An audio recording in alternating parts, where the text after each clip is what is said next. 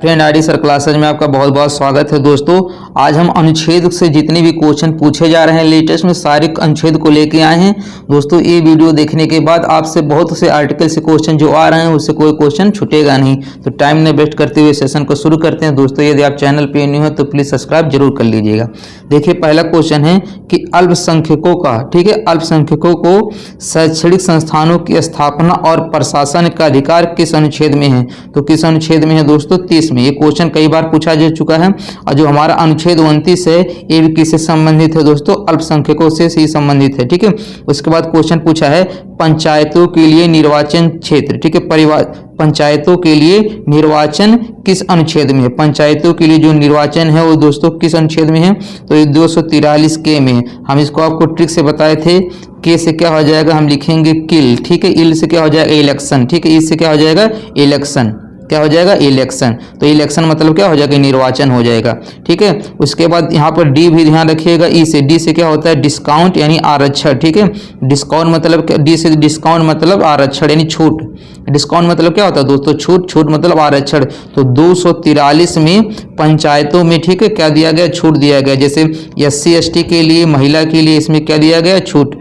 ई से ध्यान बताए थे दोस्तों। ई से ईयर याद किया जाएगा। ईयर मतलब क्या हो जाएगा? कार्यकाल, यानी पंचायतों का कार्यकाल किसमें है दोस्तों? 243 ई में।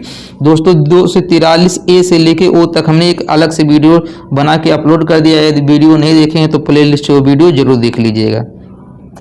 अगला क्वेश्चन है दोस्तों कि पंचायतों में की शक्तियां, प्राधिकार और उत्तरदायित्व किस अनुच्छेद में बड़ी थे दोस्तों? ये 243 जी में। वहां भी समझाए ठीक से दोस्तों। जी से क्या हो जाएगा? जीनियस। जीनियस के ही पास क्या होता है? पावर यानी शक्तियां होता है, ठीक है।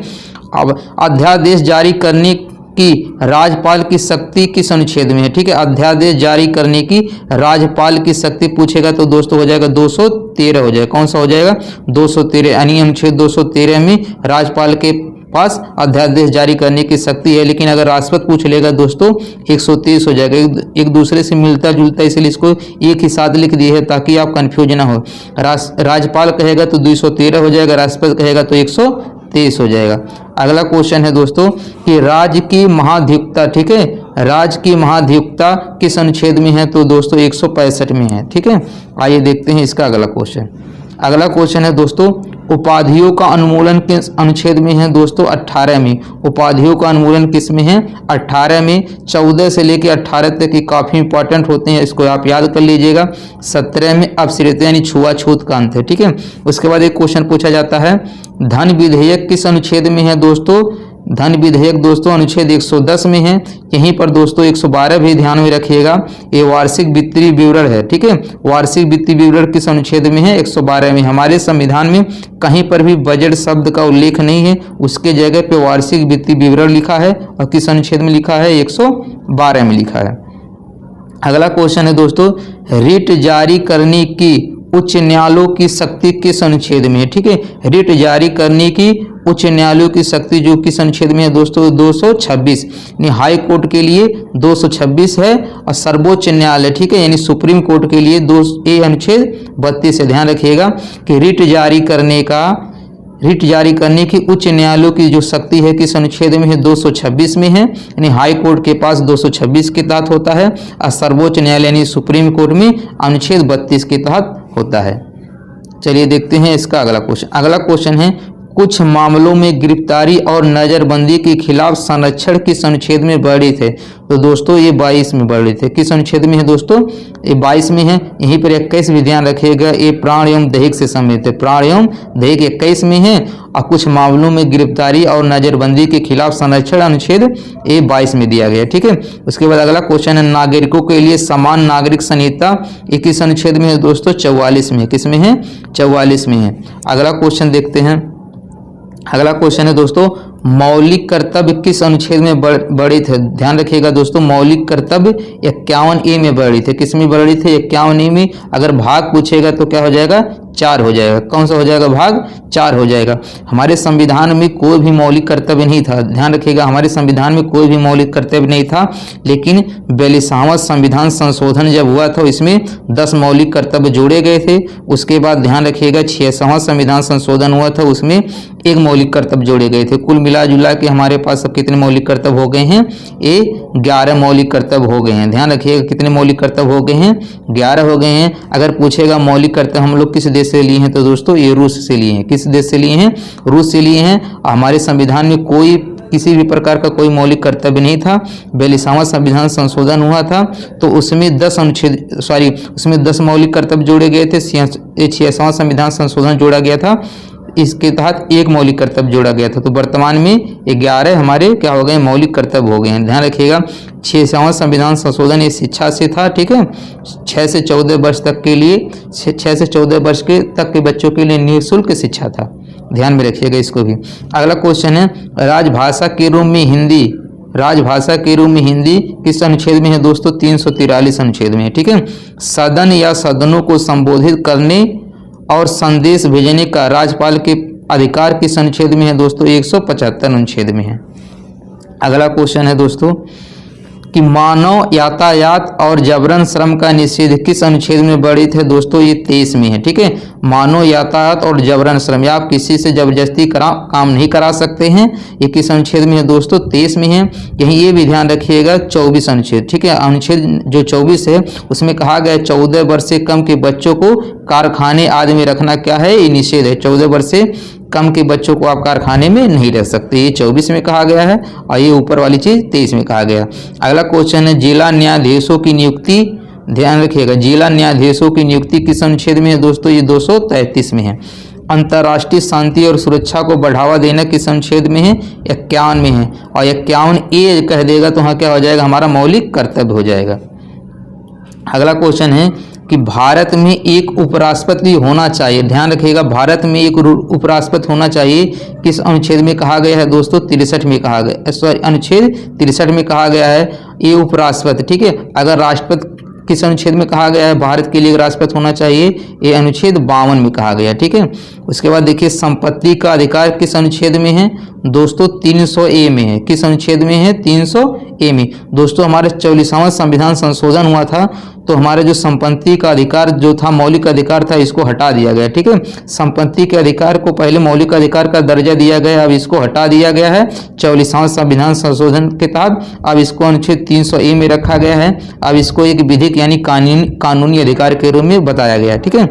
अगला क्वेश्चन है किस राज्य का आधिकारिक भाषाएं, ठीक है, किसी राज्य की आधिकारिक भाषाएं या भाषाएं किस अनुच्छेद में है, ठीक है।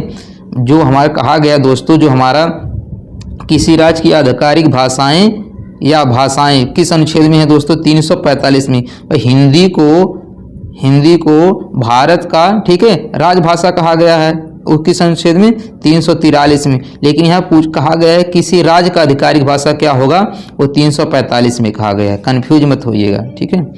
अगला क्वेश्चन है कि नए राज्यों का गठन और मौजूदा राज्यों के क्षेत्रों, सीमाओं और नाम में परिवर्तन किस अनुच्छेद के तहत में है दोस्तों? किस अनुच्छेद में है? 3 में है। यही ध्यान रखिएगा कि संघ का नाम और क्षेत्र, ये अनुच्छेद 1 में है, ठीक है।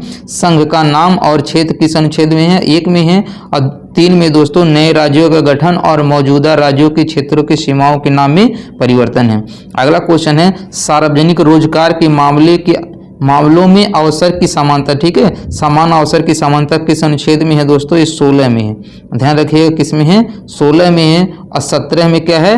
अपसृता यानी छुआछूत का अंत है, ठीक है। 18 में क्या है? उपाधियों का अंत है, इसको भी याद रखिएगा।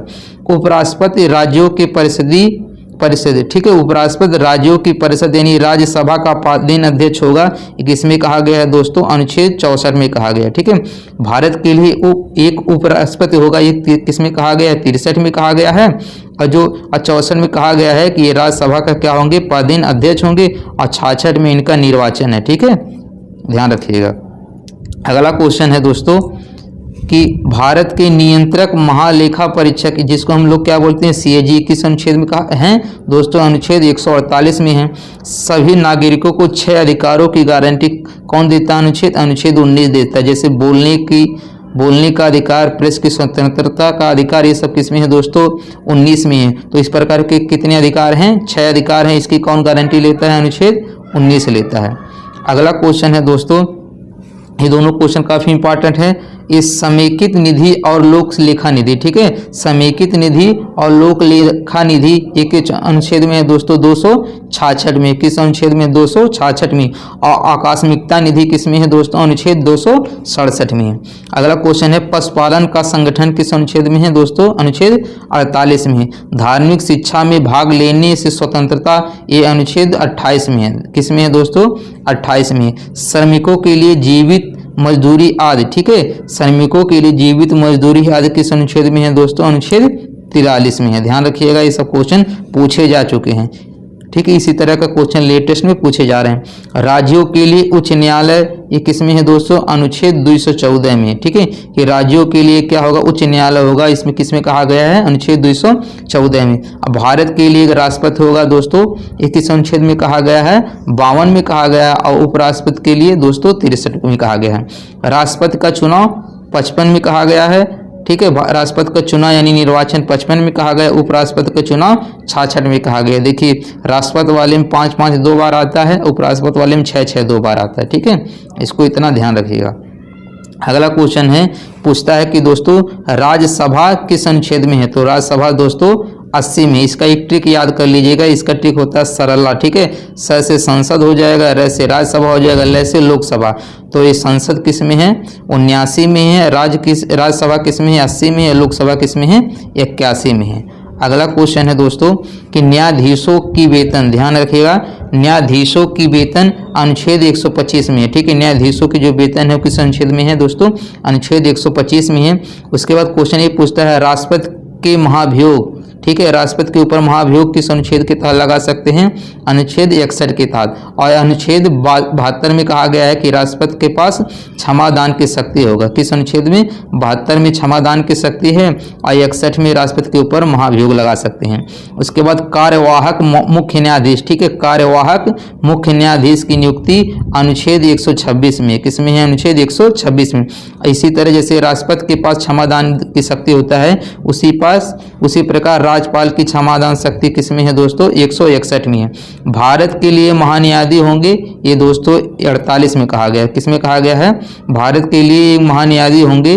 दोस्तों ये तो क्वेश्चन हमको गलत लग रहा है, ये 48 नहीं होना चाहिए। यहाँ तो कमेंट करके बताइएगा दोस्तों, ये होना चाहिए 76 में, ठीक है। बाय मिस्टेक 48 लिख गया, लेकिन शायद 76 होगा। आप कमेंट करके जरूर बताइएगा। इस क्वेश्चन को कमेंट कीजिएगा, इसको हम पिन कर देंगे। ये महान्यायाधीश 48 में नहीं है दोस्तों, ठीक है, ये शायद 76 में। फिर भी आप लोग कमेंट करके बताइएगा।